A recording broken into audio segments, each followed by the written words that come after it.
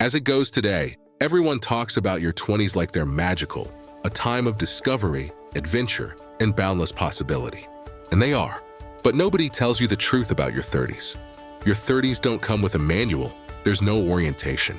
One day you're in your 20s, figuring things out. The next, you're supposed to have it all together. But here's what nobody mentions. Your 30s are when everything changes.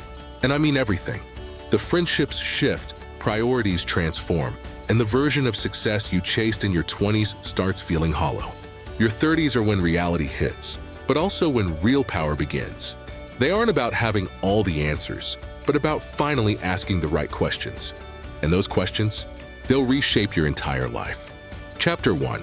The friendship collapse nobody mentions. In your 20s, friendships were easy. You had time and energy. But in your 30s, something shifts, and it's brutal at first.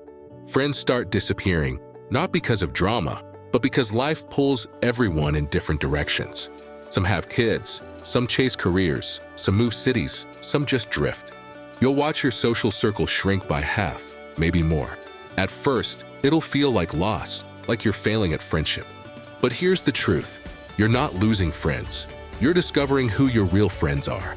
Think of it like a filter. Your 30s filter out surface-level connections. What remains? The people who actually matter, the ones who show up, who grow with you. This isn't sad, it's liberation.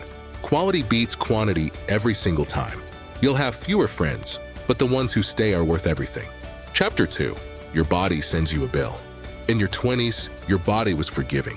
Late nights, fast food, no exercise, your body just handled it. But your 30s?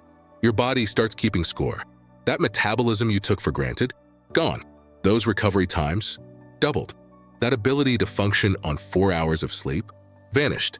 Your 30s are when your body stops giving you free passes. Here's the wake-up call. You can't borrow from your health anymore. Every choice now has consequences. Skip the gym? You'll feel it. Eat poorly? Your body remembers. Ignore stress? It manifests physically. But this is your body's way of teaching you respect, not punishment, but partnership. Your 30s force you to treat your body like it matters. The people who thrive in their 30s and beyond are the ones who learn this lesson early, investing in their health like it's their most valuable asset. Chapter 3. The career crisis nobody prepared you for. In your 20s, you were building, grinding, proving yourself. But your 30s bring a different kind of challenge. Not about working harder, but about working smarter. Here's what hits you. Climbing the ladder might mean climbing the wrong ladder. That promotion you wanted, you get it and feel empty. Your 30s are when you stop asking, can I do this? And start asking, do I want to do this? That shift changes everything. Suddenly, success isn't about external validation. It's about internal alignment. This is terrifying and liberating at the same time, because it means you might need to pivot, to change direction, to admit that what you've been building isn't what you actually want. But your 30s give you something your 20s didn't. Experience, skills, confidence, perspective. You're not starting from zero anymore. Chapter 4. Time becomes your most precious resource. In your 20s, time felt infinite. You could waste entire weekends, say yes to everything, start over if things didn't work out. But your 30s? Time becomes real. You start doing the math. If you want to master something, it takes years. If you want to build something meaningful, it takes time. And suddenly, you realize you don't have time to waste anymore. This awareness is a gift. When you realize time is limited, you stop spending it carelessly. You become ruthlessly selective. Those obligations that drain you, you start saying no.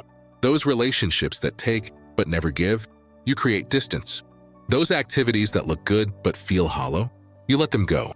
Your 30s teach you that busy isn't the same as productive, that full isn't the same as fulfilled, and that sometimes the most powerful thing you can do is subtract, not add.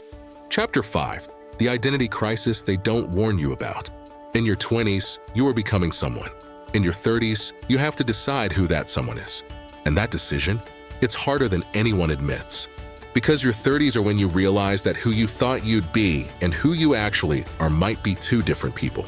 The dreams you had at 22 might not fit the person you've become at 32. Letting go of old versions of yourself feels like failure, but it's not. It's evolution. You're not giving up on dreams. You're getting honest about which dreams are actually yours. This is when you stop performing for others and start living for yourself. When you stop chasing someone else's definition of success and start creating your own. When you realize that becoming who you're meant to be requires unbecoming who you pretended to be. And on the other side of this identity crisis is clarity, purpose, authenticity. Your 30s strip away the pretense and reveal who you really are. Chapter 6, the relationship reckoning. Your 30s don't just change your friendships. They change every relationship in your life. With parents, with partners, with yourself. You start seeing your parents as people, not just parents, with flaws, struggles, and their own unresolved issues. This changes your relationship with them completely.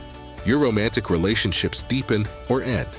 There's less tolerance for surface-level connection, less patience for dysfunction. You either grow together or grow apart, and both outcomes teach you something crucial. But here's the most important shift: your relationship with yourself. Your 30s force you to stop abandoning yourself for others, to stop betraying your needs for approval, to stop settling for less than you deserve.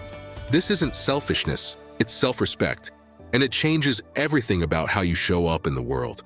Chapter 7, the unexpected peace that arises. Despite all the changes, challenges, and reckonings, something unexpected happens. You start feeling peace. Not because life gets easier, but because you stop fighting reality. You accept that some things won't work out, some people will leave, some dreams need to die so better ones can be born. Your 30s teach you that peace isn't about having everything figured out. It's about being okay with not knowing, trusting yourself to handle whatever comes. You stop seeking everyone's approval, comparing your chapter 3 to someone else's chapter 20, or waiting for permission to live your life. And in that surrender, you find something powerful: freedom. The freedom to be imperfect, to change your mind, to build a life that actually fits you. Conclusion: your 30s are your becoming. Everything we've covered might sound heavy, like your 30s are just a series of losses and hard lessons. But here's the real truth: your 30s are when you finally become yourself. All those changes, they're not taking things away.